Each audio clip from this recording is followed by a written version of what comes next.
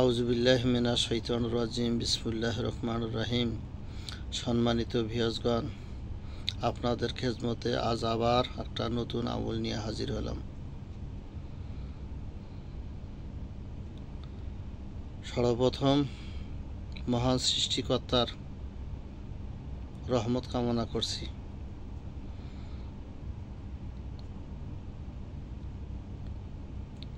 যাক, এখন কথা হলো, যারা জিন জাদু আক্রান্ত ব্যক্তির যে চিকিৎসা করে থাকেন, আজকের আমলটা তাদের জন্য, বা যারা নতুন শিখতে চান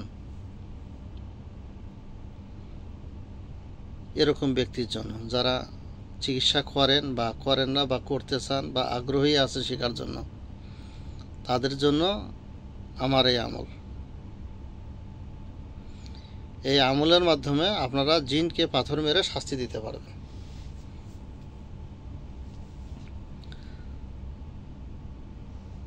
সর্বপ্রথম আমার চ্যানেলটাকে আপনারা সাবস্ক্রাইব করুন, শেয়ার করুন, কমেন্ট করুন। যারা আমার চ্যানেলটাকে সাবস্ক্রাইব করবে, শেয়ার করবে, কমেন্ট করবে, শুধু তাদের জন্য আমার আমলের অনুমতি দেওয়া আছে বা দিলাম। আর যারা আমার আমলগুলো দেখবে বা পাঠ করার চিন্তা করবে, প্রয়োগ করার চিন্তা করবে, কিন্তু আমার চ্যানেলটাকে সাবস্ক্রাইব করলো না, শেয়ার করলো না, কমেন্ট করলো না, তাদের জন্য ইজাজত নেই। যারা আমার চ্যানেলকে সাবস্ক্রাইব করবেন, কমেন্ট করবেন, শেয়ার করবেন, তাদের জন্য ইজাজত দেওয়া থাকলো। আর যারা করবে না, তাদের জন্য এই আমলের অনুমতি দেওয়া নেই। তারা এই আমলে কোনো উপকৃত হতে পারবে না। সর্বপ্রথম কথা হলো, যারা এই জিন জাদু আক্রান্ত ব্যক্তির চিকিৎসা করতে চান, মোতাবের বা কবিরাজ হতে চান, যারা আলেম ওলামায় আছেন, যারা চিকিৎসা করে থাকেন, তাদেরকে অবশ্যই নেককার বান্দা হইতে হবে। হালাল হারাম বেছে চলতে হবে। কারণ হারাম ভক্ষণকারী, যারা হারাম খাদ্যখানা খায়, তাদের দোয়া আল্লাহ কখনো কবুল করে না। অবশ্যই আপনাকে হালাল উপার্জনের আয়ের মাধ্যমে জীবিকা নির্বাহ করতে হবে, হালাল খাবার খাইতে হবে। আর যারা হারামখোর, তাদের দোয়া আল্লাহ কবুল করবে না। তারা এই সমস্ত কোরআনী আমল দ্বারা কোনো উপকৃত হবেন না। আর চিকিৎসা করতে গেলে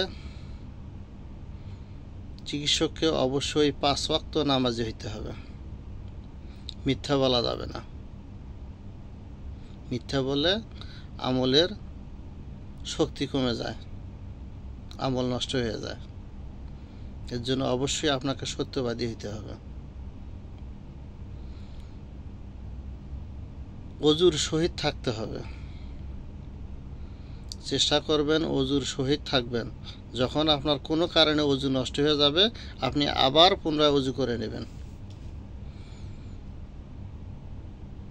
তাহলে ওই ব্যক্তি যে চিকিৎসাই দেবে, যে আমলেই করবে, ওই আমলের প্রতি আল্লাহর রহমত থাকবে।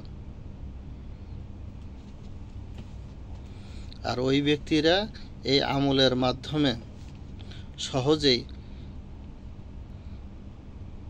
জিনের আক্রান্ত, জাদু আক্রান্ত ব্যক্তিদের চিকিৎসা করতে পারবে। যাক,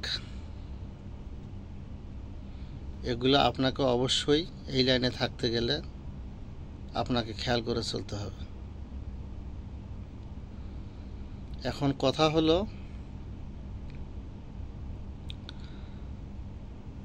যখন জিন আপনারা হাজির করবেন রুগীর শরীরে, অবশ্যই ওই রুগীকে পাক পবিত্র থাকতে হবে, ওযু থাকতে হবে। তারপর আসন করে বসাবেন।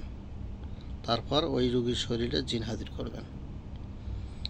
একই নিয়ম তুলা রাশির ক্ষেত্র। জিন হাজির হলো, কিন্তু আসার পর আপনার সাথে কথাই বলতেছে না। আবার অনেক সময় আইসা আপনার সাথে অনেক তর্জন গর্জন করে থাকে। বলবে তোকে আমি মেরে ফেলবো, তোর বংশ ধ্বংস করে দেবো, নানান হুমকি ধামকি দিয়ে থাকে। এতে আপনি ঘাবড়াবেন না। আর ওই সময় ওই জিনটাকে কিভাবে আপনি বাধ্য করবেন আপনার কথা শুনতে, আপনি আগে সর্বপ্রথম কোরআন হাদিস দিয়ে বুঝাবেন যে তোমরা যদি এইটা ক্ষতি করো বা মানুষের উপর আসো, মানুষ সৃষ্টির সেরা জীব, আশরাফুল মাখলুকাত, মানে দুজক বেহেস্তর নানান কিছু দিয়ে আপনি বোঝানোর চেষ্টা করবেন। যদি ওই বদ জিন, জেনাকার জিন আপনার কোনো কথাই শুনতে চায় না, কোনো ধর্মকর্ম মানে না, ওই জিনকে তখন শাস্তি দেওয়ার প্রয়োজন হবে। আর ওই সময় আপনারা জিনকে শাস্তি দেবেন। বিনা কারণে কোনো জিন্নাতকে বা জিনকে শাস্তি দেবেন না, এতে আপনার হিতে বিপরীত হতে পারে। যার যতটুকু অপরাধ, ওই অপরাধের কি পরিমাণ শাস্তি দেওয়ার প্রয়োজন অতটুকুই দেবেন, তার অতিরিক্ত কখনো দেবেন না। আপনি ভাববেন আমি জিনকে পাথর মেরে শাস্তি দিতে পারি, এরকম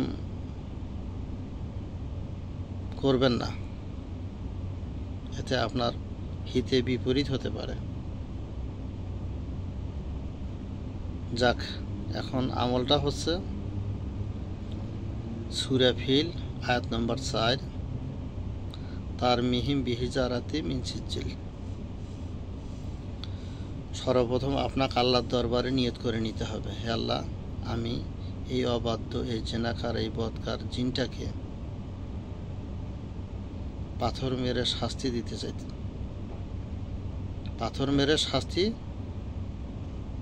দেওয়া হোক, এইভাবে আপনি নিয়ত করে নেবেন।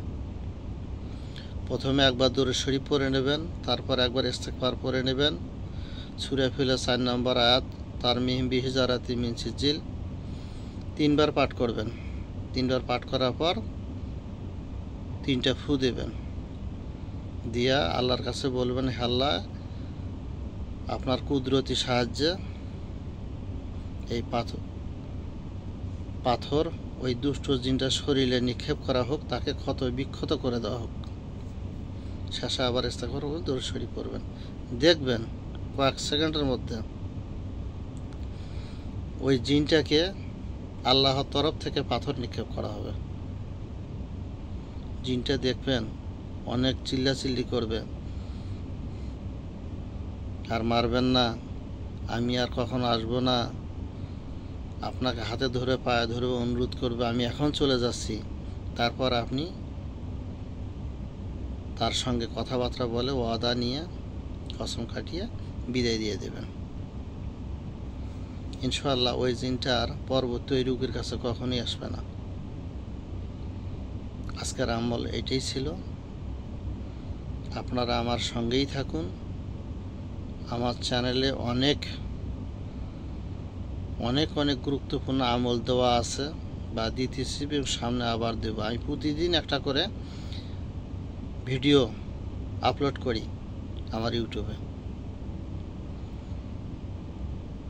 কিছু ভিডিও দেই, চিকিৎসার ভিডিও দেই, তবে এটা আমি কম দেই।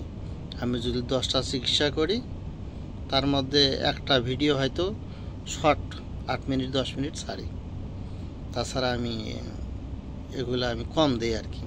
আমি বেশিরভাগ আপনাদের খেদমতে নতুন আমল তদবির এগুলি আমি দিয়ে থাকি আমার চ্যানেলে। আপনারা এগুলি পাবেন। আমার জন্য দোয়া করবেন, আমি যেন আপনাদের খেদমতে থাকতে পারি।